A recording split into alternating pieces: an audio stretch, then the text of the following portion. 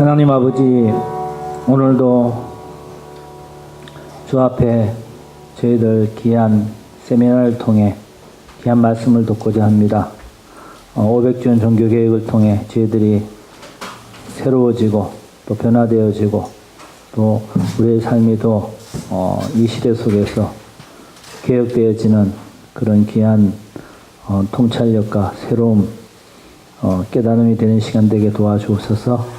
우리 귀한 장기영 교수님 보내주셨는데 말씀을 통해 은혜 받고 저희들 새로운 또 결단과 도전을 받는 시간 되게 도와주옵소서. 예수님의 이름으로 기도합니다. 아멘. 자, 오늘 귀한 시간을 또 하나님께서 주셨는데 루트와 종교개혁이라는 제목으로 우리 장기영 교수님 나올 때 뜨거운 환영의 박수로 모시겠습니다.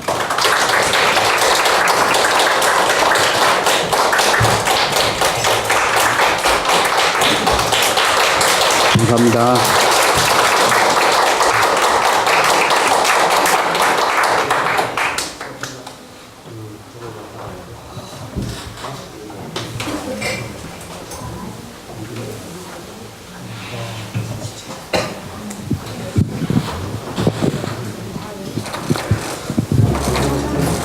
오늘 신학교에서 강의하던 그대로 하겠습니다.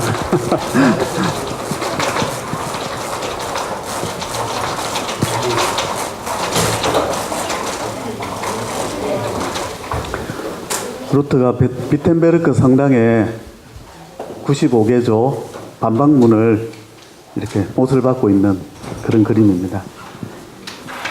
이걸로 인해서 종교개혁이 시작될 줄 몰랐는데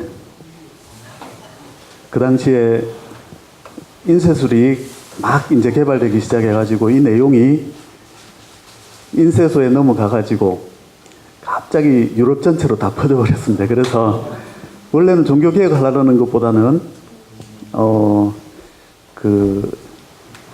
면죄부 판매의 부당성 뭐 이런 것들에 대해서 한번 토론해보자 해가지고 이렇게 못을 박았는데 하나님께서 아마 루터도 몰랐던 방법으로 종교개혁을 시작하신 것 같습니다. 오늘 전체 내용은 종교개혁의 역사적인 배경을 살펴보고 그리고 루터의 종교개혁 신학의 일부만을 살펴보겠습니다.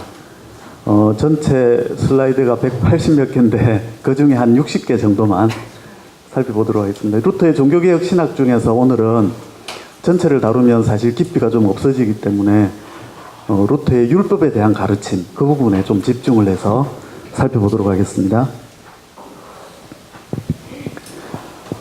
이 시는 루터의 시는 아닙니다. 시 두 편을 한번 우리가 같이 읽어볼 텐데 먼저 넘어진 이를 일으키시는 주 같이 한번 읽어보겠습니다. 주님 또다시 넘어집니다. 수도 없이 넘어집니다. 세상 쾌락에 빠져 제 자신에게서도 멀어집니다. 부정의 심연에 빠진 저를 보소서. 제게 희망을 둔다면 결코 이 심연에서 헤어나지 못할 것입니다. 하오나 당신 자비를 생각하면 희망은 끝이 없습니다. 주님은 넘어진 이를 일으켜 세우시는 분. 하운데 여기 제가 쓰러져 있습니다. 점점 깊은 나락으로 떨어집니다. 주님, 저를 일으켜 주십시오. 주님은 넘어진 이를 일으켜 주시는 분이기에 제 영혼 주님께 희망을 겁니다. 당신께 신뢰를 드립니다. 아주 은혜로스러운 그런 시라고 할 수 있죠. 영적인 시입니다. 또 한 편을 더 읽어보겠습니다. 시작. 저를 보게 하소서. 제 자신도 볼 수 없는데 어찌 당신을 알아볼 수 있겠습니까? 제 양심보다 더 가까운 것은 없습니다. 하오나 짙은 구름이 제 죄를 깨닫지 못하게 가로막고 있습니다. 하루도 빠짐없이 한순간도 빠짐없이 죄를 짓고 스스로를 속이고 있습니다. 보이지 않기에 죄를 짓는 그 순간에도 제가 무엇을 하는지 모릅니다. 너무나 자주 당신이 명하신 것을 잊고 당신이 금하신 것을 행합니다. 온갖 방법으로 당신의 계명을 어기면서도 그 계명을 저버렸음을 깨닫지 못합니다. 죄 지었음을 깨달았다 해도 금세 잊어버리고 맙니다. 제가 부족하다는 것을 모르는데 어찌 당신께 고백할 수 있으며 어찌 알아들을 수 있겠습니까? 주님, 당신께 청하오니 제 죄를 깨닫도록 하시고 저를 보게 하소서.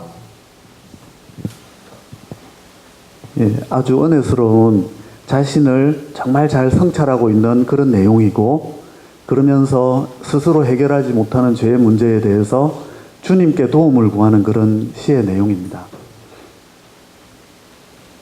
이 시는 이탈리아의 한 귀족이 귀족 생활을 완전히 저버리고 수도원에 들어가서 수도 생활을 하면서 쓴 시입니다. 중세 교회에서는 이런 경우가 흔했습니다. 왕도 왕의 자리를 버리고 자기 구원을 위해서, 구원의 문제를 해결하기 위해서 수도원에 들어가는 경우, 귀족들이 그 화려한 모든 생활, 그다음 모든 재산 버리고 수도원으로 들어가는 일이 흔했습니다. 무엇 때문에? 구원을 얻기 위해서. 이탈리아의 파올로 주스티니안이라고 하는 귀족이었는데, 이 귀족은 구원을 추구하기 위해서 자기 혼자만이 아니라 우리가 세상 이 많은 것들을 가졌다 하더라도 구원을 얻지 못한다면 아무 소용이 없다 그러면서 여러 귀족들을 데리고 같이 수도 생활을 시작한 사람이었습니다. 그의 시를 우리가 두 편을 읽었지 않습니까? 거기에 보면 일생 동안 죄로 인해 얼마나 고통스러워했는지, 그리고 그 죄 문제를 해결하는 방법을 얻기 위해서 얼마나 주님을 간절히 찾았는지가 잘 나타납니다. 그런데 어떻게 보면 우리가 우리 자신을 성찰하는 것보다 더 깊이 있게 성찰하면서 인간이 정말 깊은 죄에 빠져 있다는 걸 표현하고 있는데, 그런데 참 안타까운 것은요, 그렇게 평생을 고통을 당하면서 죄 문제 해결을 구했는데도 파울로 주스티니안의 시를 보면 죄 문제에서 해결을 받았습니다 하는 고백이 없습니다. 이 죄 문제를 어떻게 할 거예요? 주님 도와주십시오. 이것이 전부입니다. 이 시는 죄 문제를 해결하지 못해서 늘 고통 속에 있었던 가톨릭 교도들의 표본이라고 할 수 있습니다.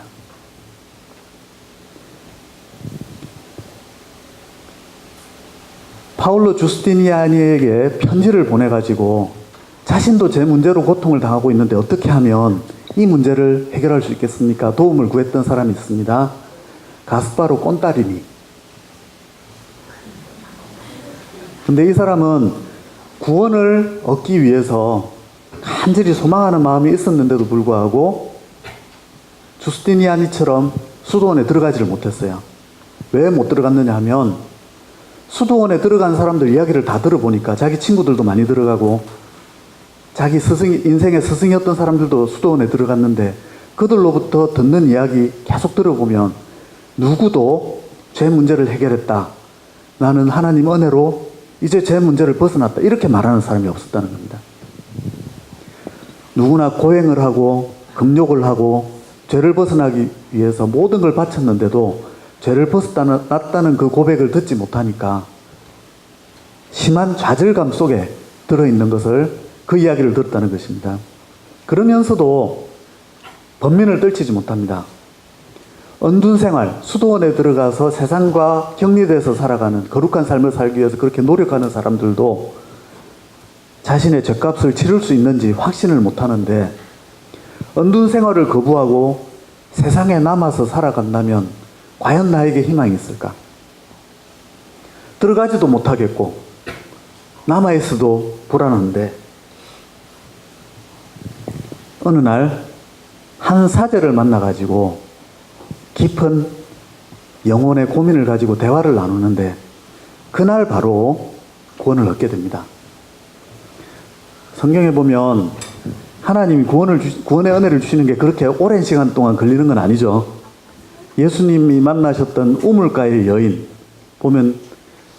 예수님이 만나가지고 대화를 나누고 제자들은 뭘 사러 갔다가 구하러 갔다가 왔는데 여인은 이미 마을로 들어가서 사람들을 전도하기 시작합니다. 또 나사로, 예수님을 만나서 나사로야 내려와라. 내가 너희 집에 가서 유하겠다. 그래서 같이 식사하면서 대화하면서 그러면서 변화를 받죠. 또 예수님 십자가상의 강도 보면 예수님과 몇 마디 나누고는 구원을 받습니다. 이 꼰다리니까 그런 경우죠. 죄 문제를 해결받습니다. 그리고 나서는 이렇게 한번 같이 읽어보겠습니다. 나는 내가 할 수 있는 모든 고행을 행하고 또 그보다 더한 것들을 수없이 행한다 하더라도 그것으로 구원의 자격을 얻기는 고사하고 과거의 죄들을 속량하기에도 부족할 것입니다. 그러나 그리스도의 고난은 족하니 연약한 인간이 저지른 모든 죄를 속량하기에 충분하고도 남음이 있습니다. 이런 생각을 통해 나는 큰 두려움과 고통에서 벗어나 행복에 이르렀습니다. 나는 나를 사랑하시기에 십자가 위에서 그 팔을 벌리고 그 가슴을 열어 자신의 마음을 보여주신 가장 위대하신 은인께 나의 온 마음을 두기 시작했습니다. 그리하여 세상을 떠나 죄를 속량하기 위해 고행을 감당할 용기가 없었던 이 가련한 사람은 그에게로 몸을 돌려 죄 없으신 그분께서 우리를 위해 행하신 속죄에 참여할 수 있도록 해 주시기를 간구하였습니다. 그는 속히 나를 받아주셨고 그의 아버지께 내가 진 빚, 나 자신의 힘으로는 갚을 수 없는 그 빚을 완전히 탕감해 주셨습니다. 그러니 내 빚을 대신 갚아주실 분이 계신데 설령 나 자신이 스스로 빚을 갚지 못한다 해서 세상 한가운데서 마음 편히 잘 수가 없겠습니까? 그렇지 않습니다. 나는 일생을 은둔지에서 보낸 사람처럼 평온히 자고 깰 것입니다. 그 대화로 천국 문이 열린 거죠. 원래 평신도인데 그 사건을 은혜의 체험을 하고 나서는 말씀에 깊이 심취해서 아주 깊이 있는 신학자가 됐습니다. 그래가지고 교황이 추기경으로 임명을 했습니다. 나중에 루터가 종교개혁을 할 때에 다른 사람들이 루터를 막 공격하는데 꼰다리녀는 루터의 책을 읽어보니까 그 속에 복음이 들어있는 거예요. 그래서 루터를 핍박하지 않았습니다. 왜 이런 어떤 사람은 계속해서 수도원에서 고행을 하면서 자기 삶을 바쳐도 죄 용서받은 확신을 갖지 못한 채 평생 죄에 얽매여 있고 어떤 사람은 잠깐의 대화에도 복음을 깨닫고 천국 문이 열리는 그런 경험을 했을까요? 중세교회의 신학적 혼란의 원인을 역사적으로 한번 분석해 보겠습니다. 먼저 1세기는 예수님께서 직접 하늘의 계시를 우리에게 말씀해 주시고 또 성령을 받은 예수님께 교육받고 성령을 받은 제자들이 말씀을 가르치던 시대였습니다. 이때는 하나님의 계시가 직접 전달되던 시대였기 때문에 그 시대의 교리, 예배 방법, 교회의 제도 이런 것들은 후대 모든 사람들이 가르침을 받아야 될 하나님의 계시가 들어있는 그런 가르침을 주신 시대입니다. 그런데 2, 3세기 교회는 문제가 생겼습니다. 예수님은 모든 진리를 제자들에게 넘겨두고 위탁해두고 하늘로 올라가셨고 그런데 제자들은 점점 나이가 많아서 순교해서 죽고 나이가 많아서 죽고 이제 제자들이 점점 사라지고 있습니다. 어떻게 하면 진리의 메시지를 보존하고 우리가 누구를 이제는 믿어야 될까? 이걸 고민하기 시작했습니다. 그래서 세 가지를 교회가 준비해 나가면서 이루기 시작했습니다. 첫 번째로 감독을 세워서 목회자를 세워서 사도들을 뒤이어 나가게 했습니다. 그 감독은 누구냐? 바로 예수님의 제자들로부터 배운 그 제자들, 예수님의 제자들로부터 배운 제자들, 이들을 속사도 교부라 그럽니다. 그리고 그들로부터 배운 또 제자들이 있는데 교부들이라 그럽니다. 분명하게 복음을 배운 사람들을 교회 감독으로 세워서 사도들이 가르쳐준 내용이 하나도 소실되지 않고 전달되게 만들었습니다. 그리고 그 당시에는 우리가 지금 가지고 있는 성경책이 이렇게 있지 않았죠. 두루마리로 이렇게 있어서 어느 가정집에 보관할 수 있는 그런 게 아니라 수도원이나 아니면 공동체에서 보관하는 그런 형태로 보관이 되었는데, 그 성경 전체를 가지지를 못하니까 우리가 가져야 되는 신앙의 핵심의 내용을 외우게 만들자. 그래서 로마 신경이라는 걸 만들었습니다. 지금 사도신경과 아주 비슷한데 사도신경 이전에 좀 덜 발전된 형태입니다. 그리고 신약 정경을 형성합니다. 정경은 뭐냐면 그 당시에 많은 신앙의 문서들이 있지만 정말 하나님께서 영감을 주셔서 쓰신 그런 계시의 내용을 교회가 모은 것이죠. 3세기에는 이미 신약 정경 27권이 다 그 목록이 완성되어 있었습니다. 교회의 기독교 교리의 보존 문제도 있었지만 또 하나는 박해에서의 생존 문제입니다. 박해를 받고 순교해 가면서 교회가 생존 자체가 불가능해진 정도죠. 오죽하면 카타콤이라고 땅을 파고 들어가서 거기에서 살았겠습니까? 많은 사람들이 배교를 하고 성경은 불태워지고 그런 시대였습니다. 그런데 4세기 이후가 되니까 최초로 기독교인 황제가 탄생합니다. 콘스탄틴 황제죠. 기독교를 공인하고 이제는 믿어도 좋다 허락하고 기독교 장려 정책을 씁니다. 그때부터 박해받던 기독교가 제국의 종교로 부상을 하는데, 그 당시 제국을 통일시키기 위해서 황제들은 기독교를 활용합니다. 종교적으로 통일되면 로마가 통일되겠다. 그래서 기독교 장려 정책을 썼습니다. 그러자 문제가 터져나오기 시작했는데, 그동안 핍박을 받으면서 교회가 사느냐 죽느냐의 문제에 있었을 때는 교리적인 정립을 하지 못했고 많은 이단 사상들이 그냥 뒤섞여 있었는데도 그걸 제대로 바로잡지 못했습니다. 그런데 이제는 교회가 박해에서 벗어나고 나니까 가장 중요한 하나님의 말씀을 바르게 이해하는 문제를 이렇게 관심을 갖게 된 것이죠. 특별히 황제들은 기독교가 여러 가지로 나뉘어지면 제국의 통일에 도움이 되지 않는다 싶어서 교회가 교회 회의를 열면 적극적으로 지원을 해줬습니다. 그래서 장소를 해주고, 그리고 모든 여러 나라들에서 로마 전체에서 교회 대표자들이 나와서 이렇게 교리 문제를 의논할 수 있도록 그렇게 도와주었습니다. 그래서 이단들을 대처했고 교리를 정립했는데, 교리는 아무렇게나 만들어진 게 아니라 가장 시급한 교리부터 하나하나 정립이 됩니다. 제일 시급한 교리가 무엇이었느냐면 예수님이 과연 하나님이시냐. 유대인들은 예수님을 하나님으로 안 믿죠.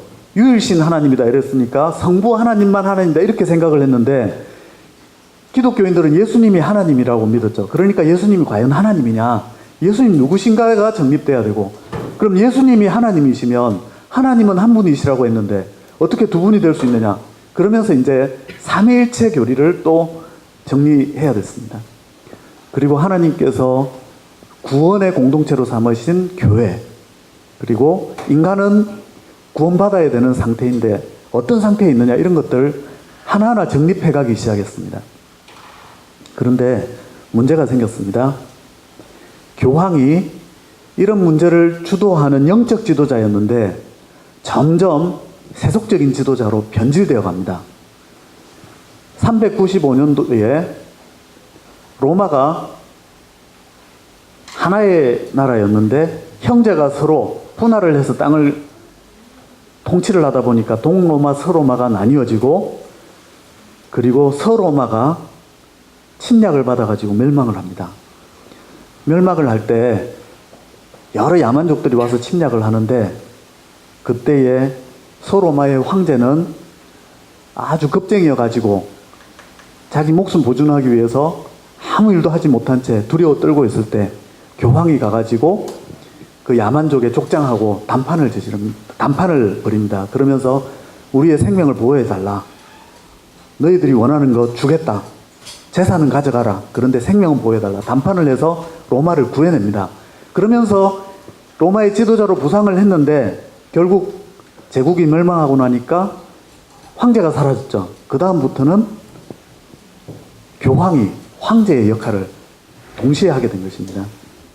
이때부터 교황은 영적 지도자가 아닌 세속 군주화가 됐고, 교회는 정치 세력화가 되면서 교리 정립을 등한시하고 세속 권력 다툼과 부와 쾌락에 빠지게 됩니다.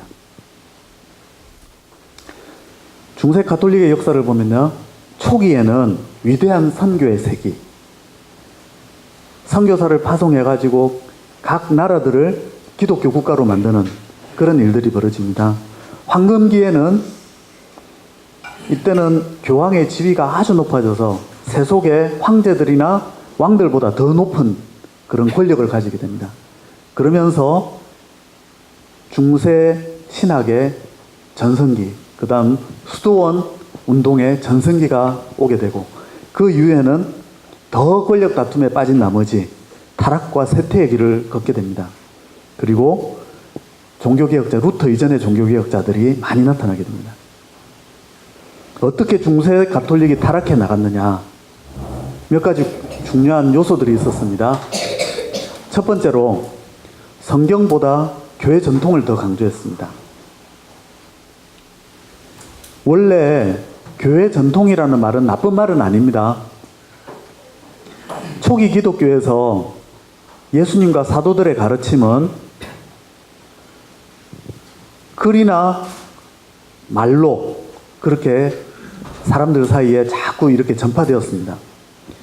이렇게 전달해준다, 내가 들은 것을 전달해준다, 이 말이 전통이라는 의미인데, 성경에도 보면 바울이 이런 말씀하죠. 형제들아, 내가 너희에게 전한 복음을 너희에게 알게 한다. 그러면서 그것은 내가 먼저 받은 것이다. 나도 전에 받은 것을 너희들에게 전달해 주는 것이다.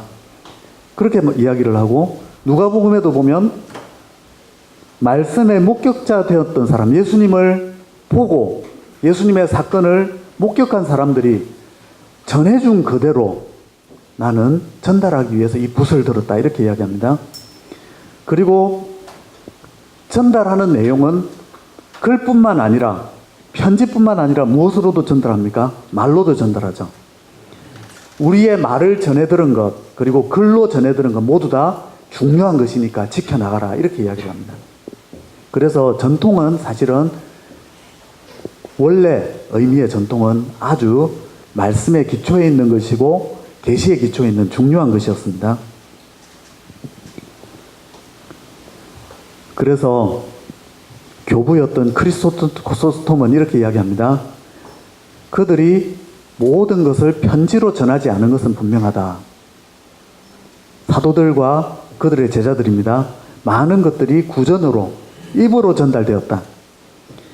그래서 전자와 후자는 유사한 방식으로 진정한 가치를 지니고 있다.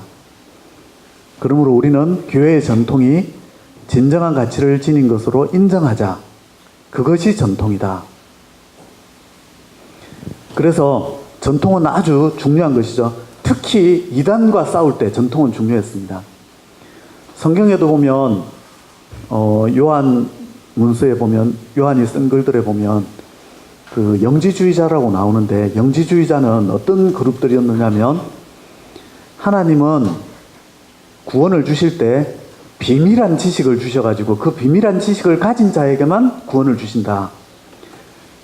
예수님의 제자들, 사도들은 그 비밀한 지식을 가지고 있었는데 그걸 성경에다 기록해놨다. 그런데 그 성경을 읽는 사람은 누구나 발견할 수 있는 게 아니다. 그 비밀 지식을 발견할 수 있는 게 아니다.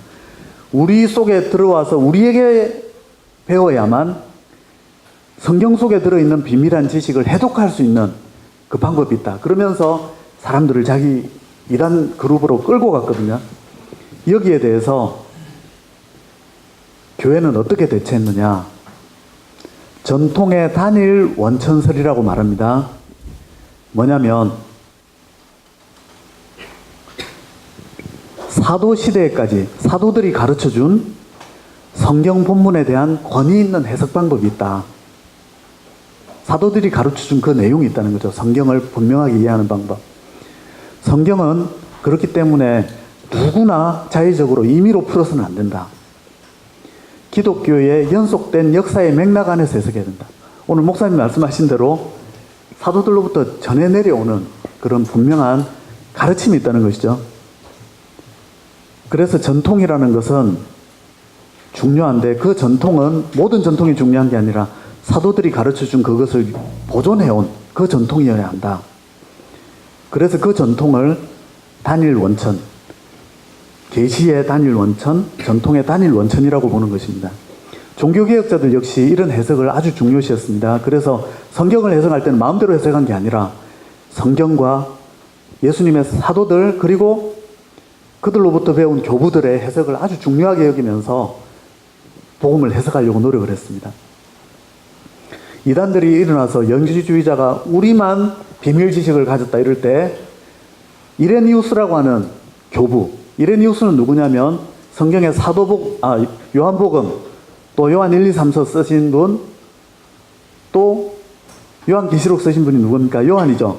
요한의 제자가 폴리캅이고 폴리캅의 제자가 이레니우스입니다. 이레니우스가 영지주의자들에게 이렇게 반박합니다. 이단을 반박함이라는 책을 써가지고는 이단들은 성경으로 반박을 받으면 성경이 옳지 않거나 권위를 갖지 못한 것처럼 성경을 비난한다. 성경은 다양한 진술을 포함하기 때문에 전통을 모르는 사람은 그 속에서 진리를 발견할 수 없기 때문이다. 진리는 글을 통해서뿐만 아니라 생생한 음성을 통해서도 전달되었기 때문에 진리를 깨닫고자 하는 자는 전 세계 모든 교회에 이미 알려져 온 사도적 전통에 주의를 기울여야 한다. 뭐냐면 이레니우스 자신이 누구로부터 배웠습니까? 요한의 제자로부터 배웠죠. 폴리캅은 요한에게서 배웠죠. 배운 내용을 그대로 보존하고 있다는 것이죠. 우리는 사도들로부터 배운 내용을 그대로 알고 있는데, 그리고 누가 누구에게서 배웠는지를 분명히 알고 있는데 너희들은 도대체 어디서 나타난 존재들이냐 이렇게 말하는 것이죠. 우리는 전통을 보존한 계시를 그대로 바르게 해석하는 방법을 알고 있는 사람들이다. 너희들은 너희의 위계를 대봐라. 어디에서 그걸 배웠는지 이야기해봐라. 그렇게 말하는 것이죠.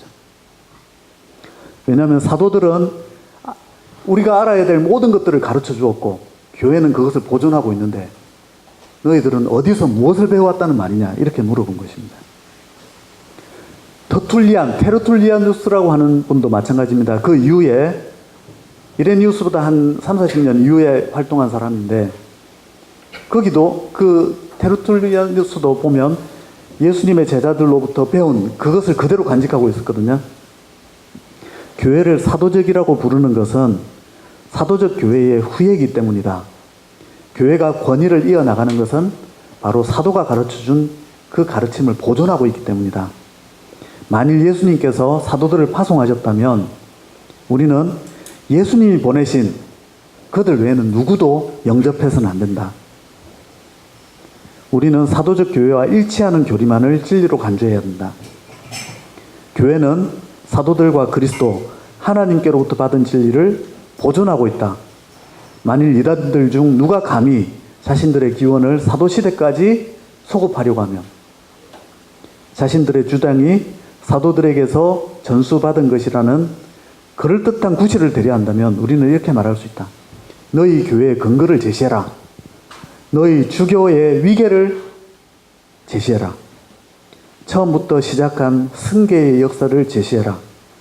너희의 첫 번째 주교가 사도나 사도와 밀접한 관계에 있었던 인물임을 입증해라. 그럴 수 없다면 가짜라는 거죠. 그 이후에 또